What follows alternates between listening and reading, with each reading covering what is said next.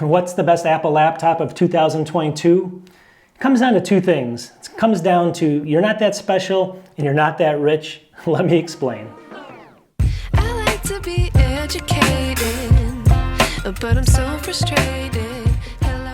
Welcome back to the channel. And as you know, most of my videos are usually upbeat, positive about Apple. I love Apple. I'm going to be a little cynical, not to Apple, but to everyone else. It's going to be fun, tongue-in-cheek. Just take this with a grain of salt. Don't beat me up too bad in the comments because I'm just going to have some fun with it for once. I do a little bit different videos every once in a while. So let me just set this up like this and let's get into the video. So what is the best laptop of 2022 by Apple? You're going to be shocked, but let me give you a precursor of how this is going to go. Let's get into it. All right, in 2022, it's commonplace, right? All kids nowadays they're always told by their parents, you're the best at everything, right? You score one basket, you're the next Michael Jordan.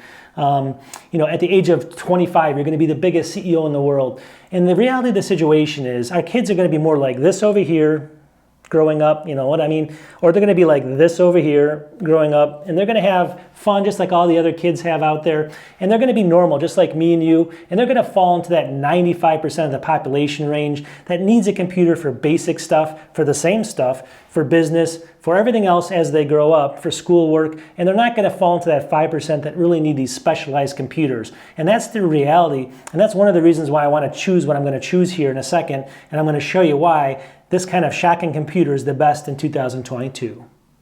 All right, just one more time. You're not that special, and I'm not that special, and I admit that, right? So I also don't have Elon Musk's money, right? I live in Illinois, which is probably the worst state in all of the United States as far as taxes.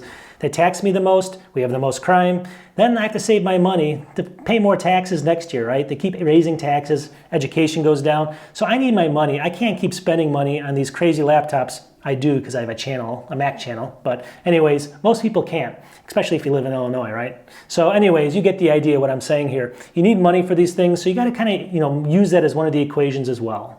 All right, so without further ado, what is the one I choose? And stay tuned for the whole video. I'm gonna give you a lot of reasons, and I'm also gonna give you a reason this may not be the best choice next year, but it's actually gonna be the M1 MacBook Air, the M1 from 2020, right? So you're gonna ask yourself, how in the world can a 2020 M1 MacBook Air be better than the new one that just came out or the 14-inch? We're going to talk about that, and you'll be shocked, I think, maybe not. But let me just kind of explain my take on this, and let me know what you think in the comments. But be friendly. All right, so you're going to ask yourself a very simple question. How in the world is a 2020 M1 better than the new M2 MacBook Air or the 14-inch MacBook Pro? Well, the reality of the situation is this. I run a YouTube channel. Of course, I'm not like the highest as far as video editing and stuff like that, but I don't even do 4K 10-bit editing. I do 4K, but not 10-bit. So this thing works perfectly fine for me. I don't need the 14-inch. I can wait an extra couple minutes here and there to render my videos. If it takes me 5 hours to create the video, the extra 3 minutes at the end of the video isn't going to make or break me, right? So the reality of the situation is that's number one. Number two, there's obviously the M2 MacBook Air that just came out, and there's some reasons I'm going to get into why I think this is still better, and it's going to come down to a little bit price, but some other things as well, and we're going to kind of talk about that. So let me know what you think here. Without further ado, we're going to get into this, and hopefully you guys agree with me. All right, so let's just set this up, and then I'm going to go through the features, but in reality, like I just said, most people aren't doing 50-track edits of music. They're not going to be the next Eminem. People aren't creating the next Mars rover that's going to go to Mars. People aren't doing that on their home computer, right? People are doing more things like video conferencing just with someone on a Chromebook, right? They're going to be doing term papers or just cruising the internet, watching a cat fall off a desk or something. They're going to be doing just normal tasks like those kids I showed you, and they're going to just be happy and kind of just typing away, ordering things online. And this system right here is perfectly fine for that, right? So let's just justify cost first of all. If you go with the M2 MacBook Air, that's about, I think that's around $10.99 on sale right now. You can get this right now for $7.99. $7.99 right now, US of course. I know it's more in Europe, but comparable, I guess the difference is. So long story short, that's an extra $350 with tax maybe. So what can you do with that money? A lot, right? And do you really need to spend the extra money? Well, we're going to talk specifically about that in a second.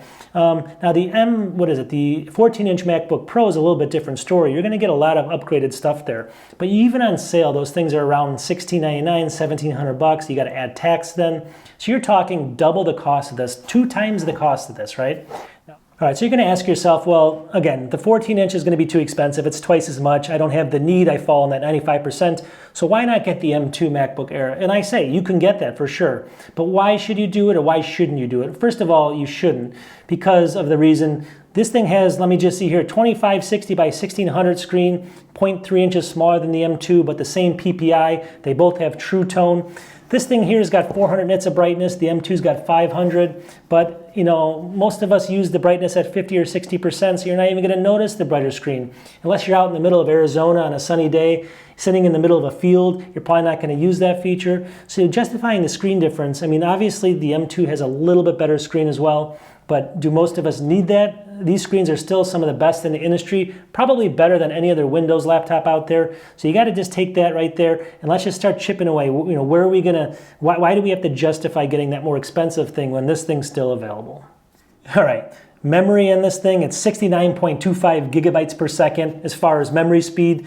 The M2's got 100 gigabytes per second, but I'm telling you one thing, I read an article recently that said that's fine and dandy, but about 0.5% of all users actually push the limits of their computer and RAM and things like that. So most users aren't even going to notice the difference in those type of speeds. It's all done with benchmarks. It's such a small percentage of the people that it's basically a wash. I mean, those things are so fast to begin with that you're not going to be doing things that's going to really push them to that limit.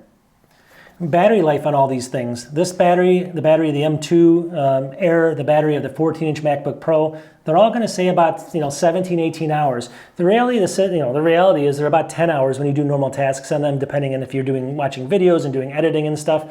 They're still great. They're still going to be better than most Windows laptops.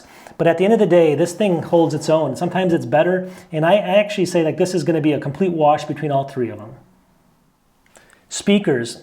I'm in my 40s and I can barely hear anything. I'm just kidding, but I hear probably worse than I used to, right? I put them next to each other. I've listened to the M2, I've listened to this one. I can't tell the difference. Maybe an audio technician can. I can't. I really cannot tell the difference. So again, here we have another wash. All right, so the next one is going to be shape, and this is subjective, but it's something I think is really important. If you look over here, it says that the wedge shape of this thing at the highest point of this M1 MacBook is 0.63 inches. The M2 is 0.44 inches, so it's going to be a little thinner, the M2. But at the lowest point, let me just see here if I can even find it on here. This is only 0.16 inches versus the other one is 0.44 inches. So this is going to be a wedge shape, and the wedge shape I found is way easier to type on because it gives you a little bit of raise in the keys. The keyboard on this thing's incredible. The same comparable keyboard between both of them. There's no improvement really with the M2. The trackpad is about the same as well, but the shape of it as far as traveling with it and holding it and just the web shape, the wedge shape in general, which I've talked about before, is a reason you might pick something like this up. Now, if you hate the notch, you obviously want to get this. If you love the notch, you get the M2. There's a difference right there. But overall, I think if you actually pick one of these up and start typing on one, you're going to like the typing experience a little bit better. It won't dig into your wrist as much as the M2 because of how flat that surface is and how sharp that metal can be. Now, again, it's all subjective. This is one of my reasons, but maybe you'll feel the same way, maybe you won't.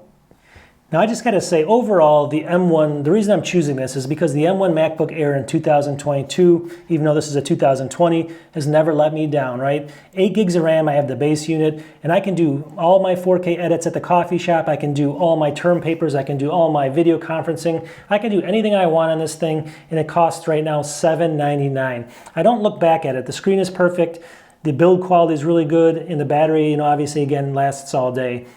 Now, if there's a reason not to pick this up, it's going to be the OS updates, right? And this is going to be the main complaint, and I agree with it for sure. That's why I can't recommend this maybe next year, but maybe after halfway through 2023, it's going to be harder because you get less OS updates. This is going to be supported for less time than the newer computers. Maybe you're going to get an extra year and a half out of the M2. And that could be well worth that $350. Maybe not the $700-800 difference between this and the 14-inch, but that's going to start making a bigger difference coming up next year than it is this year. But still, I think the value and the number of years this is going to be good for, plus what you're going to be able to sell it for afterwards, totally makes up for it.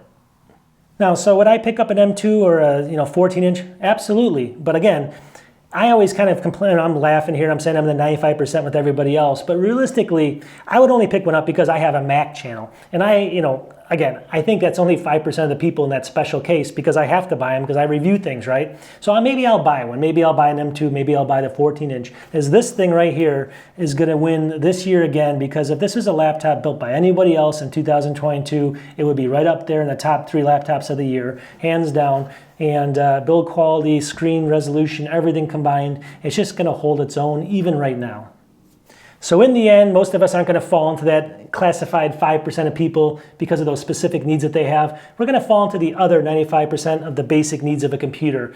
And then also, unless you're like this guy I'm showing you right here, and you have this kind of money, and you just have, you can throw your money away just for no reason whatsoever, and you don't live in Illinois, you can actually then kind of pick up a system different than this if you want to. But I'm just telling you, like I said, from experience, from reviewing all these different computers, I have a lot of different computers that I review. I just have never had a problem with this. It's never really hiccuped on me, even one time. I think maybe obviously every computer has an issue here and there, including all the Windows laptops I have and every Apple I've ever had since this beginning of time. They're not all perfect, but they're as good or as close as they can be with something like this and for the cost of it. You're not gonna get perfect in every aspect of a computer, but you're gonna get really close on this, and that's what it's all about.